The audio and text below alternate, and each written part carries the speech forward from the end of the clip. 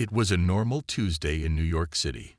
People were walking fast, taxis were honking, and hot dog stands were busy.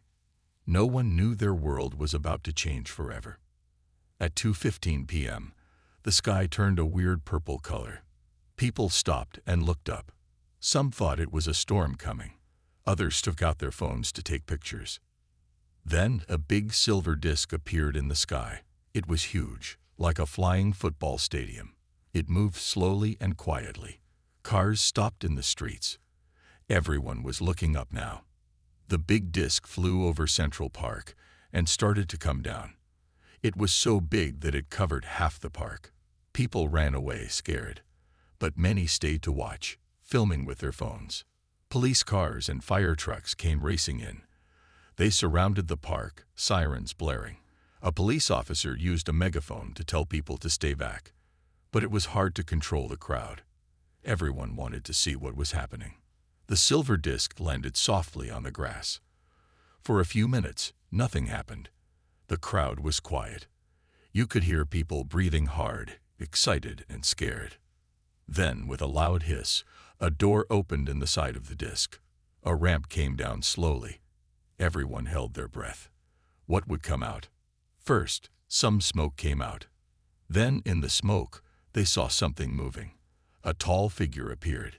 It walked down the ramp slowly. As the smoke cleared, people gasped. It was an alien. It looked a bit like a human, but was very tall, had blue skin, and had 3 eyes. It wore a shiny silver suit. The alien raised its hand. Everyone got quiet. Then, to everyone's surprise, it spoke in perfect English. "People of Earth," the alien said in a deep voice, "we come in peace. I am Zorg, ambassador of the Galactic Council. We have been watching your planet for a long time. Now we think you are ready to join us." People in the crowd looked at each other. Some were scared, some excited. A brave reporter shouted, "Join you in what?" Zorg smiled. At least, it looked like a smile. "In the greatest adventure of all. Earth is not alone in the universe. There are thousands of planets with life. We are part of a big space family. And now we want Earth to join us." The crowd started talking all at once. Phones were ringing as people called their friends and family. News helicopters flew overhead, broadcasting everything live. Zorg waited for the noise to die down. Then he said, "We know this is a big surprise, but don't be afraid. We are here to help. We can teach you many things. We can help you solve your problems. Together, we can do great things." Just then, a group of government officials arrived. They looked nervous but tried to act calm. One of them, a woman in a black suit, stepped forward. "Welcome to Earth," she said, her voice shaking a little. "I'm Sarah Johnson from the United Nations. We have many questions." Zorg nodded. "Of course, and we will answer them all. But first, I have a gift for Earth." He clapped his hands 3 times. Suddenly, more aliens came out of the ship. They were carrying boxes. They put the boxes down and opened them. Inside were strange-looking machines. "These are food makers," Zorg explained. "They can make any food from air and water. With these, no one on Earth will ever go hungry again." People in the crowd started crying. Some were happy, some were scared. It was all so much to take in. As the day went on, more ships appeared over other cities around the world. The news was going crazy. Social media was full of alien pictures and videos. By nightfall, the whole world knew. Everything had changed. Earth was now part of something much bigger. No one knew what would happen next, but everyone knew one thing for sure: life would never be the same again. As people went to bed that night, they looked up at the stars. Those twinkling lights weren't just pretty dots anymore. They were places to go, aliens to meet, and adventures to have. Earth's big surprise was just the beginning. 5 years had passed since the aliens first landed on Earth. The world had changed a lot. People now used alien tech in their daily lives. Kids learned about space in school. It was normal to see aliens walking down the street. Humans had learned fast. They built their first big spaceship with help from their new alien friends. They called it Hope. It was as big as a crude ship and shiny silver. Everyone was excited about its first trip to Mars. The crew of Hope was the best Earth had. Captain Maria Chen was smart and brave. Dr. Tom Williams was a top scientist, and pilot Jake Ramos could fly anything. On launch day, millions watched on TV. The ship took off with a big roar. People cheered as Hope flew into space. Everything was going great. 3 days later, Hope was near Mars. The crew was busy taking pictures and doing tests. That's when Jake saw something strange on his screen. "Captain," he called, "you need to see this." Maria floated over to Jake's station. She looked at the screen and gasped. There was something behind Mars. Something big. "What is that?" she asked. Tom joined them. He adjusted some controls. The image got clearer. They all stared in shock. It was a fleet of spaceships, hundreds of them. They were hiding behind Mars. "Those aren't our alien ships," Maria said. "They look different." The ships were dark and scary looking. They had sharp edges and strange symbols on them. They were just sitting there, not moving. Why are they hiding? Tom wondered. Jake zoomed in more. They could see that the ships were armed. They had big guns and what looked like missile launchers. "This can't be good," Maria said. "We need to tell Earth." But when they tried to send a message, nothing worked. Their communications were jammed. "Someone doesn't want us talking," Tom said, looking worried. Maria made a tough decision. "We're going in for a closer look." Jake carefully flew Hope towards the mystery fleet. They got closer and closer. Their hearts were beating fast. Suddenly, alarms went off in Hope. "We're being scanned," Tom yelled. Before they could react, a bright light surrounded their ship. It pulled them towards the big fleet. "We're caught in some kind of tractor beam," Jake said, trying to break free. They watched helplessly as they were pulled into a huge hangar in one of the big ships. With a soft thud, Hope landed. For a few minutes, nothing happened. The crew looked at each other, scared but trying to be brave. Then they heard a noise. The door of their ship was being opened from the outside. Maria grabbed a camera. "Whatever happens, we need to record this," she said. The door opened fully. Standing there were aliens, but not the friendly ones they knew. These were tall, with dark scaly skin and glowing red eyes. One of the aliens stepped forward. In a deep growling voice, it spoke in perfect English. "Humans, you were not supposed to find us." Maria, trying to sound calm, asked, "Who are you? Why are you hiding here?" The alien's eyes narrowed. "We are the Dracs. We are here, preparing." "Preparing for what?" Tom asked. The Dracs leader looked at them coldly. "For war." The humans felt a chill run down their spines. "War? Against who?" "Your Galactic Council friends," the Dracs said, as if reading their minds, "have not been honest with you. There is much they have not told you about the galaxy." Maria's mind was racing. Why didn't their alien friends tell them about this? What else were they hiding? "Come," the Drax leader said. "You have questions. We have answers. But know this, once you learn the truth, you can never go back." As the humans followed the Drax out of their ship, they knew everything was about to change again. They had found a secret, a big one. And now, they were in the middle of something much bigger and scarier than they ever imagined. The fate of Earth, and maybe the whole galaxy, might depend on what they learned next. The adventure that started with a surprise on Earth was turning into something much more dangerous. And it was just beginning. The news of the secret Drax fleet shocked everyone on Earth. People were scared and angry. They felt betrayed by their alien friends.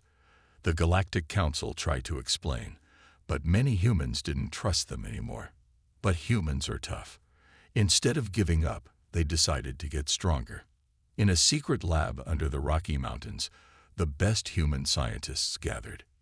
Their mission: to catch up with alien tech as fast as possible. Dr. Sarah Lee, a brilliant young scientist, led the team. "We need to think differently," she told them. "We can't just copy alien tech. We need to make it better." They worked day and night. They studied every piece of alien tech they could find. They mixed it with human ideas. Soon, amazing things started happening. One day, a scientist named Mike dropped a piece of alien metal, but instead of falling, it floated. "Guys, look at this," he yelled excitedly. They found out the metal could change gravity. Within weeks, they made floating cars and buildings that could fly. In another lab, they cracked the code of alien languages. They made a tiny earpiece that could translate any language instantly. Now humans could talk to any alien easily. But the biggest breakthrough came from an unlikely place. Jenny, the lab's cleaner, noticed something weird. The plants near some alien tech were growing super fast. Dr. Lee studied this and made an amazing discovery. They could now grow food 100 times faster than before. No more hunger on Earth. As humans made these discoveries, something strange happened. They started learning faster than ever before. It was like their brains had woken up. Aliens visiting Earth were surprised. "How did you learn so quickly?" they asked. Humans just smiled and kept working. In space, things were tense. The Dracs were still hiding behind Mars. The Galactic Council ships watched them closely. Everyone was waiting to see what would happen. On the Moon, humans built their first space base. They called it New Hope. It was a place to test their new inventions and watch for any danger. One day, at New Hope, alarms went off. A young operator named Alex saw something on the radar. A small Drac ship was flying towards Earth. "They're going to attack," someone yelled. But Alex looked closer. "No, wait," he said. "They're running away from something." He was right. The ship was damaged. It crashed in the Sahara Desert. Human rescue teams got there first. Inside the ship, they found a surprise. It was a young Drax, badly hurt. Without thinking, the humans helped him. When the Drax woke up, he was confused. "Why did you save me?" he asked. "Aren't we enemies?" Jenny, who was now training as a doctor, smiled at him. "We help those in need," she said. "It's what humans do." The young Drax, whose name was Zork, was amazed. He had always been told humans were weak and scary.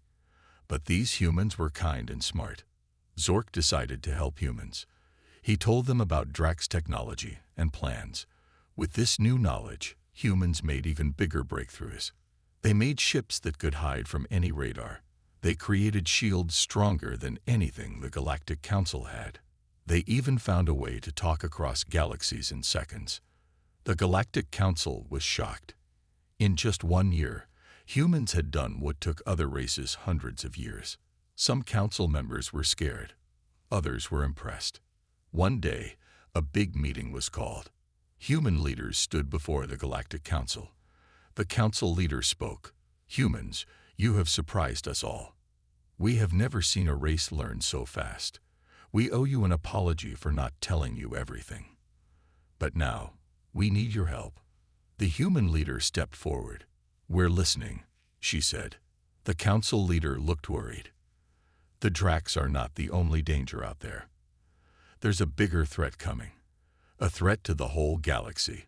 We thought we could handle it alone, but now we see we were wrong. Will you join us in defending the galaxy?"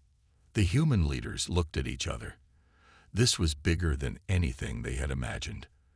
But they knew what to say. "We're in," the human leader said. "Earth will stand with you. Whatever's coming, we'll face it together." As the meeting ended, everyone knew things had changed. Humans were no longer the new kids in the galaxy. They were now key players in a cosmic battle. And they were ready for whatever came next. The universe watched in wonder. The race that had been unknown a few years ago was now the galaxy's best hope. Humans had not given up. And now, They were stronger than ever. As humans joined the galactic fight, they knew they needed more information. Something big was coming, but what? A special team was formed to solve this cosmic puzzle. The team was led by Jack Torres, Earth's best detective. With him were Ava Wong, a computer genius, and Dr. Eli Cohen, who could understand alien tech like it was a kid's toy. Their base was a secret space station called the Sherlock. It floated in a hidden part of the asteroid belt. From here, they could watch the whole solar system without being seen. One day, Ava noticed something weird. "Guys, look at this," she called. On her screen was a map of strange energy signals. They were popping up all over the galaxy and then disappearing. "What are they?" Jack asked, scratching his head. Eli studied the pattern. "They look like portals, but way more advanced than anything we've seen." The team reported this to the Galactic Council. The Council looked worried. "These might be scouts," they said, "from the Ancient Ones." "Who are the Ancient Ones?" Jack asked. But the Council wouldn't say more. They just warned, "If you see them, run." Now the team had a new mystery. They dug into old alien records, looking for clues about these Ancient Ones. Ava hacked into secret databases. Eli studied strange artifacts. Jack connected dots no one else could see. Weeks passed. The team hardly slept. They knew they were close to something big. Then, one night, Eli had a breakthrough. He was looking at an old alien toy, a puzzle box that was millions of years old. As he turned it, it lit up and projected a star map. "Look!" he shouted. The others rushed over. The star map showed the same pattern as Ava's energy signals. "The Ancient Ones aren't coming," Jack said slowly. "They're already here. They've been here all along." The team raced to tell the Council, but when they got there, they found chaos. Council members were arguing and scared. "We've lost contact with 3 outer planets," a council member said. "It's starting." Jack stepped forward. "We know who the Ancient Ones are," he said. Everyone got quiet and listened. Jack explained their theory. The Ancient Ones weren't invaders from outside. They were the first species in the galaxy. They had been sleeping, hidden on planets all over. Now, they were waking up. "But why now?" a council member asked. Ava had an idea. She pulled up a galactic map. "Look," she said. "The sleeping Ancient Ones form a pattern. When a ship jumps through hyperspace, it makes energy. After millions of years of space travel, we woke them up," Eli finished. "Our space travel was like an alarm clock for them." The council was shocked. This changed everything. The threat wasn't coming from outside. It was all around them. Just then, alarms went off. A huge ship appeared near Jupiter. It was like nothing they'd ever seen. It was changing shape, like it was alive. "That's an Ancient One ship," Jack said. "And I bet it's not happy we woke it up." The ship sent a message. It was in a language so old, it took the best computers an hour to translate. When they finally understood it, everyone's hearts sank. The message said, "The children have grown noisy. It is time to quiet them." To the Ancient Ones, all the younger races were like noisy kids, and they wanted silence. The council panicked. Some wanted to fight. Others wanted to run. But Jack's team had another idea. "We need to talk to them," Jack said. "Make them understand we're not just noise. We're life. We have a right to exist." It was a crazy idea. How could they talk to beings so old and powerful? But it was the only chance they had. Eli looked at the Ancient One ship. "We need to learn their language," he said. "Really learn it. Not just words, but how they think." Ava nodded. "If we can do that, maybe we can show them we're not just noise. We're music." The council agreed.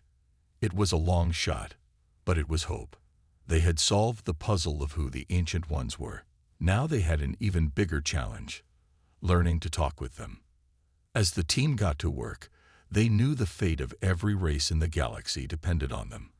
Could they find a way to communicate with beings older than stars? Could they convince the Ancient Ones that the galaxy was big enough for everyone? The next few days would decide the future of all life in the galaxy. And humans, the newest kids on the cosmic block, were leading the way. As the galaxy faced the threat of the Ancient Ones, something unexpected happened. Humans, the newcomers to space, started to shine. On a space station near Saturn, aliens from all over the galaxy gathered. They came to see the humans' new inventions. Among them was Zora, a young Blortian with blue skin and 3 eyes. Zora watched as Emily, a human scientist, showed off a new device. It was small, like a pen, but it could clean polluted water in seconds. Amazing, Zora said, her eyes wide. How did you think of this? Emily smiled. We just looked at the problem differently. Want to see how it works. For the next hour, Emily explained the science to Zora.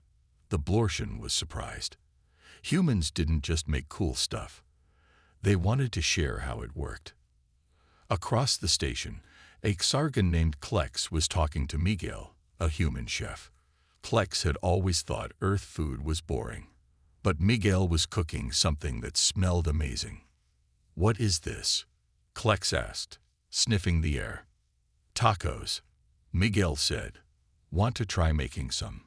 Soon, Klex was laughing as he tried to fold a taco. He had never cooked before. In his culture, only robots did that. But this was fun. In another room, alien kids were watching a human movie. It was a cartoon about friendship and bravery. The alien kids were quiet at first, but soon they were cheering for the heroes and laughing at the jokes.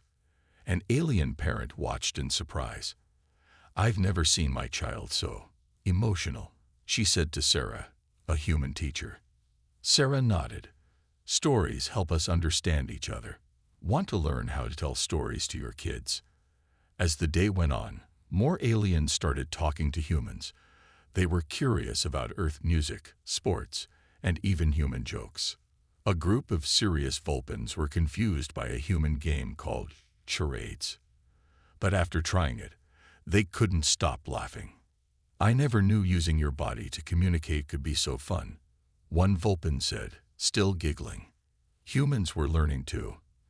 They tried alien foods, played alien games, and listened to alien music. Everyone was sharing and learning. But not all aliens were happy. Some were jealous. Humans were learning so fast and making such cool things. A group of Dravids, known for being grumpy, watched from a corner. Humans are taking over, one Dravid mumbled. Soon they'll run everything. Just then, a human kid named Timmy walked up to them. He was holding a weird-looking ball. Wanna play? Timmy asked the Dravids. This is a gravity ball. It changes weight as you throw it. It's really fun. The Dravids looked at each other. They had never been invited to play before. Slowly, one of them reached out and took the ball. As they started to play, the Dravids found themselves smiling. The game was challenging and fun. Soon, aliens from other species joined in. By the end of the day, the space station was buzzing with excitement. Aliens who had never talked before were now laughing together. They were swapping stories, sharing food, and making plans to meet again. The Galactic Council watched all this in amazement. Humans have done in one day what we couldn't do in centuries, one council member said. They'd brought everyone together.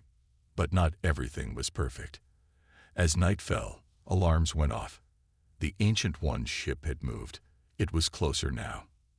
Everyone gathered in the main hall. The council told them about the danger. The room got quiet. Fear started to spread. Then, a human named Jack stepped forward. We've made new friends today, he said. We've learned from each other. Now, let's use that. Together, we can find a way to talk to the Ancient Ones. Zara, the Blortian, stood up.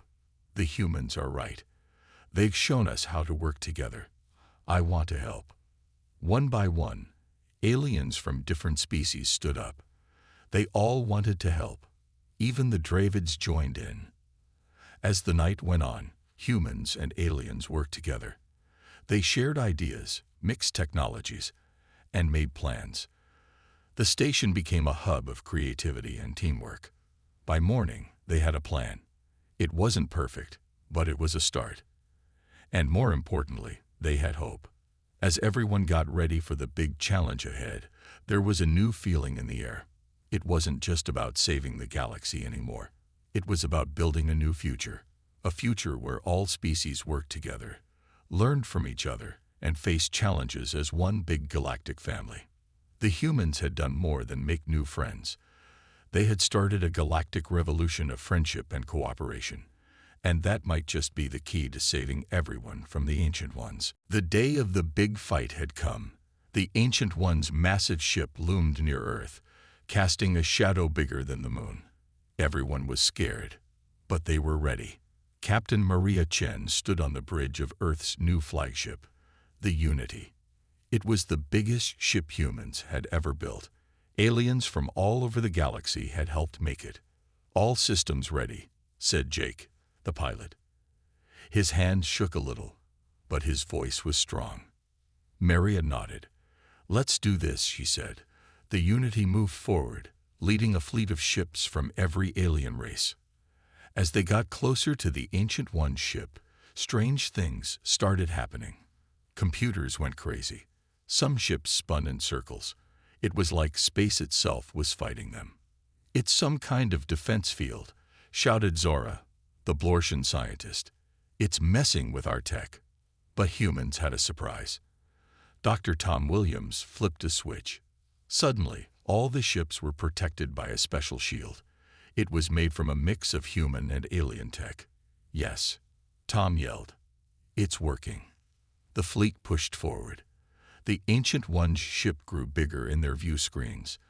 It was changing shape, turning into something that looked like a giant hand reaching for them. "That's creepy," someone muttered. Suddenly, a beam of light shot from the giant hand. It hit Exargan's ship, making it disappear completely. "Evasive maneuvers," Maria shouted. Ships scattered, dodging more light beams. The battle had begun. Ships fired at the Ancient Ones, but their weapons seemed useless. The giant hand just absorbed everything they threw at it. "We need to try talking to them," Maria said. She opened a channel and spoke. "Ancient Ones, we come in peace. We want to." A loud noise cut her off. It hurt everyone's ears. The Ancient Ones were responding, but not in a friendly way. Things looked bad. More ships disappeared. The giant hand was closing, trying to crush the fleet. But humans don't give up easily. Neither do their new alien friends. "I have an idea," shouted Klex, the Exargan who had learned to make tacos. "Their ship is alive, right? Maybe it has feelings." It was a crazy idea, but they were desperate. Maria nodded. "Do it." Klex pressed some buttons. Suddenly, music started playing. It was a mix of songs from every alien race, blended with human melodies. The sound filled space. At first, nothing happened. Then, the giant hand stopped moving. "Keep going," Maria ordered. More music played. Earth guitars mixed with Blortian flutes and Dravid drums. It was beautiful. The giant hand started to change shape again. It opened up, looking less scary. "It's working," someone shouted. "Quick, send the message." Dr. Eli Cohen, the language expert, stepped forward. He had spent days figuring out how to talk to the Ancient Ones. Now was the moment of truth. Eli spoke into the mic. His words were strange, full of clicks and whistles. It didn't sound like any language anyone knew. For a long moment, nothing happened. Everyone held their breath. Then, a gentle light came from the Ancient One's ship. It touched the Unity, but didn't hurt it. Instead, images appeared on all the screens. They saw the history of the galaxy. The Ancient Ones had been alone for so long. They were sad and scared when they woke up and found the galaxy full of new life. "They thought we were a threat," Eli said softly. "They didn't understand us." Maria stepped forward. "Show them who we are," she said. "All of us." Everyone worked together. They sent images of their worlds, their cultures, their friends. They showed the Ancient Ones how they had learned to work together. The giant ship changed again. Now it looked like a tree, with branches reaching out to the fleet.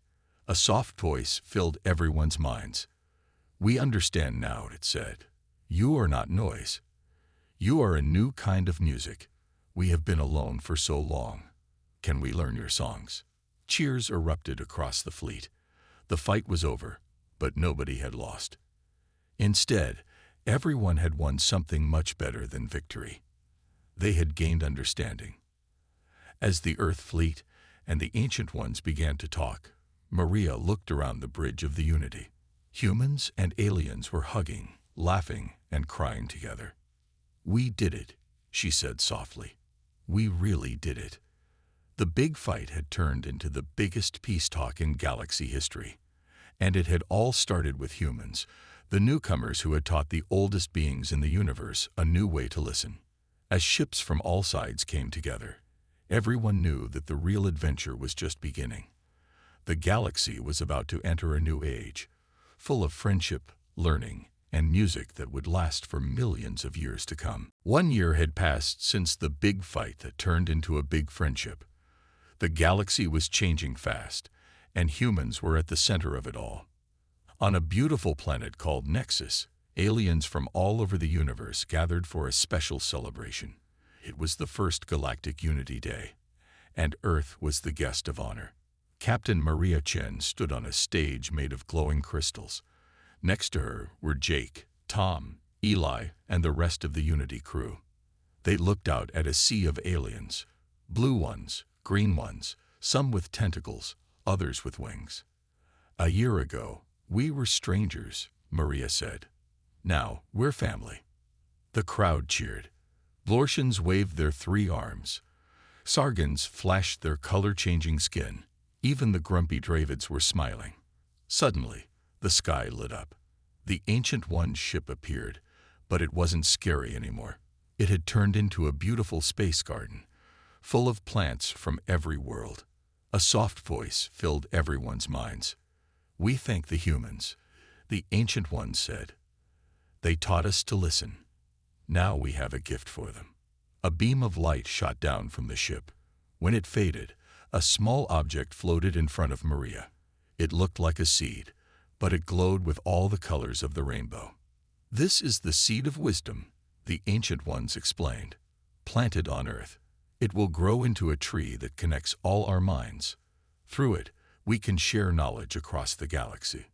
Maria took the seed carefully. It was warm and felt alive. "We're honored," she said. "We'll take good care of it." The crowd clapped and cheered. But this was just the beginning of the celebration. All around Nexus, humans were showing off their latest inventions. Dr. Tom Williams was demonstrating a new medical device. It could heal injuries in seconds, using a mix of human ingenuity and alien tech. "Who wants to try?" Tom asked. A clumsy Exargan who had just tripped raised his hand. Zap! His bruise was gone in a flash. Nearby, Jake was teaching aliens how to play basketball. But this wasn't regular basketball. The ball could float, the hoop moved around, and players could use jetpacks. "Remember, no tentacles in the hoop," Jake shouted as aliens zoomed around, laughing. Even the Galactic Council was impressed. They had doubted humans at first, but now they couldn't stop praising them. "Humans have done more for galactic peace in 1 year than we did in 1,000, a council member said. "We think it's time for a change." The council announced that they were stepping down. In their place, they wanted to form a new government, one where every species, including humans, had an equal say. "Will you help us build this new system?" they asked Maria. Maria looked at her crew. They all nodded. "We'd be honored," she said. "But we have one condition. No more secrets. Everything should be open and fair." The council agreed. It was a new day for the galaxy. As the celebration went on, more amazing things happened. A group of human chefs had alien kids lining up to try ice cream for the first time. The looks on their faces were priceless. Human artists were collaborating with aliens to create new forms of art. One painting changed colors based on the viewer's emotions. Another sculpture sang when you touched it. But the biggest surprise came from little Timmy, the boy who had taught the Dravids to play. He had made friends with young aliens from all over the galaxy. Together, they had built something incredible. "We call it the Friendship," Timmy said proudly. It was a small spaceship, but it was special. It ran on friendship, literally. The more the crew worked together, the faster it could go. "Can we try it?" aliens asked excitedly. Soon, the Friendship was taking kids from all species on short trips around Nexus. Their laughter could be heard across the planet. As night fell, a big feast began. Tables were full of food from every world. Humans were trying wiggle worms from Blort, while Xargans couldn't get enough of Earth's pizza. Music played, a beautiful mix of alien sounds and human melodies. In the sky, ships from all over the galaxy put on a light show. It was like the Northern Lights, but 1,000,000 times more colorful. Maria stood with her crew, watching it all. "Did you ever think we'd end up here?" she asked. Jake grinned. "Nope, but I'm glad we did." Eli nodded. "We're not just exploring space anymore. We're making it better." As the celebration went on, news spread across the galaxy. Humans, the newcomers, had become the heroes everyone needed. They hadn't just saved the galaxy. They had made it more wonderful than ever before. On millions of planets, beings looked up at the stars with new hope. The age of fear was over. A new age of friendship, learning, and adventure had begun. And it was all thanks to the humans, who had taught the universe that the greatest power of all was working together.